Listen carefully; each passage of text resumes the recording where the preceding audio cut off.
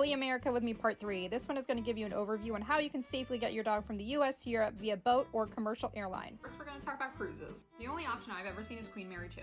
You can go from New York to England in 7 nights, and you have to pay for your cruise, which starts at about $1,000, depending on a lot of factors. And large breeds cost $1,000 extra and $800 for a small dog. This price includes the cage, bedding, and allotted exercise and regular feedings, which brings me to one of two biggest downsides. Your dog cannot stay in your room with you. Instead, there are visiting hours, and you can walk around with them, but only in the designated dog area. And that brings me to the second biggest downside, which is that there's only 24 kennels on board, so these fill up quickly. I have seen that they're booking a year and a half out, and I bet you it's even worse now. That said, I've only seen great reviews about this experience. So if you have flexibility in time and your dog is not that anxious, this might be a good option for you.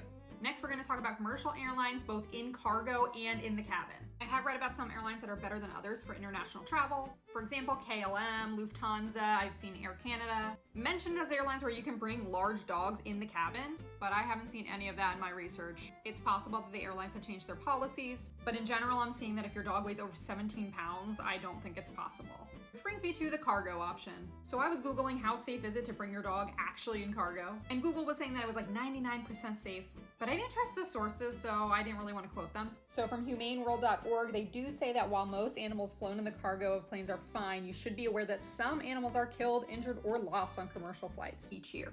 I've seen a lot of people online say they've done it a bunch of times and they've never had any issues, but personally it freaks me out. That said, most US airlines are required to report all companion animal incidents that occur in the cargo hold. So if you have to do this because this is a cheap option, then you might want to review the airlines individually.